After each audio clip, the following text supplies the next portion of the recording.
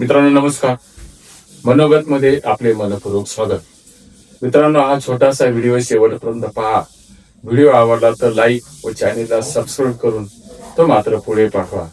मी बोलणार आहे अर्थातच काल झालेल्या राज्यातील नगरपालिका निवडणुकांवर.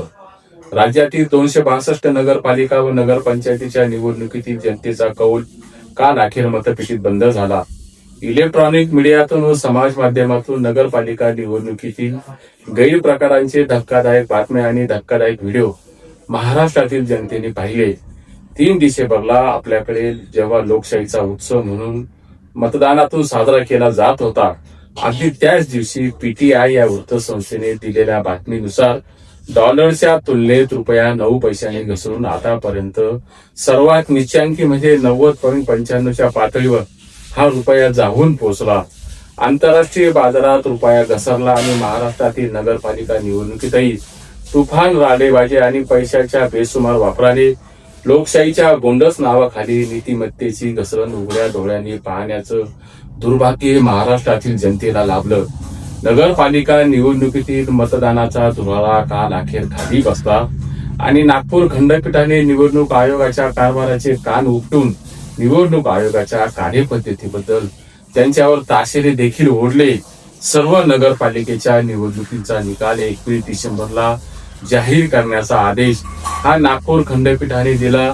नागपूर म्हटल्यावर भल्या भल्यांची भंभेरी उडते, भल्या भल्यांच्या उरात धडकी बघल्याशिवाय राहत नाही.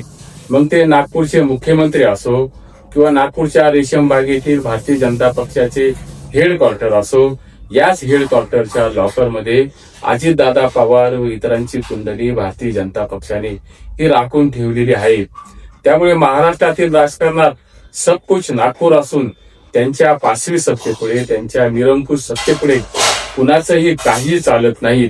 त्यामुळे नागपूरच्या खंडपीठाने तब्बल 18 दिवस निकाल लांबवल्याने नगराध्यक्ष व नगरसेवकांची स्वप्न पाहणारे व नगराध्यक्ष व नगरसेवकांच्या बोहल्यावर चढू पाहणाऱ्या उमेदवारांच्या बाबतीत निकालाची लांबलचक प्रतीक्षा ही त्यांना करावी लागणार, हे मात्र या ठिकाणी स्पष्ट आहे.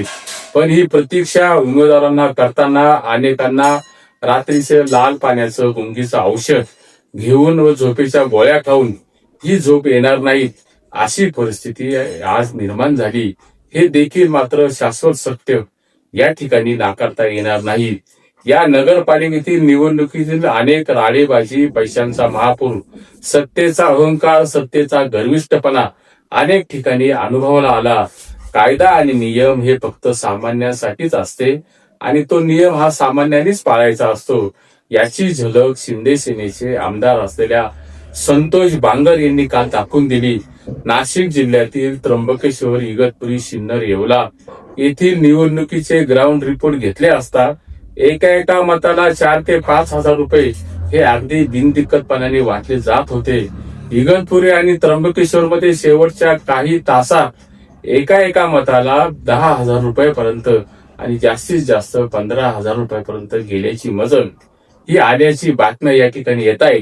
सिंहस्थ आधी निवडणुकीच्या कुंभमेळ्यात हात धुवून घेण्याची नामी संधी तीर्थक्षेत्र असलेल्या त्र्यंबकेश्वर मधील मतदारांनी करून आपलं चांगलं या ठिकाणी करून घेतलं, आपलं उकळ पाकळ करून घेतलं. स्थानिक स्वराज्य संस्थांच्या निवडणुका या लोकशाहीची पहिली पायरी व लोकशाहीचा उत्सव म्हणून बघितलं जातं आणि घटनाकारांना देखील तेच अभिप्रेत होतं.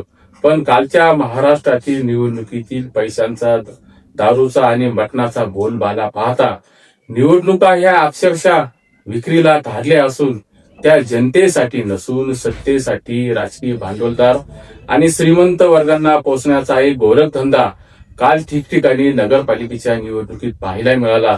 स्थानिक स्वराज्य संस्थांच्या निवडणुकीला महाराष्ट्रातील एक खूप मोठी चांगली परंपरा लाभली आहे. त्या परंपरेतून महाराष्ट्रातील अनेक दिग्गज नेत्यांनी महाराष्ट्राचं नेतृत्व केलं. महाराष्ट्राने नेतृत्व घडवणारी पिढी म्हणून स्थानिक स्वराज्य संस्थांच्या निवडणुकीत पाहिलं गेलं. स्वर्गीय वसंतदादा पाटील, स्वर्गीय विलासराव देशमुख, आर पाटील, पतंगराव कदम, गोपीनाथराव मुंडे अशा कितीतरी नेत्यांनी कर्तृत्वाच्या जोरावर राज्यातील राजकारणाची प्रतिष्ठेची गरिमा उंचावली. स्थानिक स्वराज्य संस्थांच्या निवडणुकीची गरिमा ही उंचावली देखील.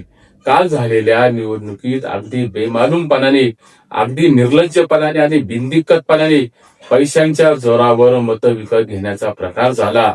जर पैशातून लोकप्रतिनिधी निवडून येणार असेल तर कागदावरील लोकशाही व लोकशाहीचा देखावा कशाला हवा? या असल्या प्रकारातून नगरपालिका विकल्या जात आहेत आणि महाराष्ट्र देखील विकला जातोय. हे कुठेतरी काळजावर कोरून ठेवा. मग प्रश्न या ठिकाणी निर्माण होतो, या असल्या निवडणुका विकल्या जात असेल तर निवडणुका घेतातच कशाला? निवडणुकीचा फार्स कशाला करतात? संतोष बांगर सारखे जबाबदार लोकप्रतिनिधी मतदान केंद्रात जाऊन कायदा आणि नियम धाब्यावर बसवत असेल आणि नेत्यांच्या जय जयकाराची घोषणा मतदान केंद्रात जाऊन करत असेल आणि मतदान केंद्रात जाऊन अमुक बटन दाबा म्हणून सांगत असेल तर यासारखी निषेधार्ह बाब महाराष्ट्रामध्ये असूच शकत नाही. जळगाव जिल्ह्यातील वरणगाव नगरपालिकेच्या निवडणुकीत प्रशासकीय कर्मचारीच मतदारांना सांगत होते की कमळाचं बटन दाबा. प्रशासनामध्ये निष्पक्षता राहिली कुठे? प्रशासनामध्ये तटस्थता राहिली कुठे? प्रशासनातील मालकी विकली गेल्याची परिस्थिती अनेक ठिकाणी ही महाराष्ट्रामध्ये काल जाणवली देखील. काही अधिकारी थेट सत्तेच्या इशाऱ्यावर काम करत असल्याचं अनेक ठिकाणी हे उघडपणे जाणवत देखील होतं. काही लोकांचा अपवाद वगळता राजकारणात जायचं, त्यातून पैसे कमवायचे, नगरसेवक व्हायचं, नगराध्यक्ष व्हायचं, ते कमाई करण्यासाठीच असा सार्वत्रिक समज असेल तर तो चुकीचा असू शकत नाही. पैशातून सत्ता आणि सत्तेतून वारेमाप आणि बकळ पैसा हे समीकरण अलीकडच्या काळात राजकारणामध्ये अगदी रूढ झालेलं दिसतंय. लोकशाहीचा फक्त देखावा आहे. अर्थकारणाचा आणि बाहुबलीचं राजकारण महाराष्ट्रामध्ये अलीकडच्या काळात सर्रासपणाने फोपावल्याचं विदारक आणि मन विषण्ण करणारं चित्र ते कालच्या निवडणुकीत देखील अधोरेखित झालं. लोकशाहीचा सत्यानाश झालाय. जिसकी लाठी उसकी भैस अशी गत झाल्यासारखीच कालच्या निवडणुकीत हे स्पष्टपणाने दिसून आलं.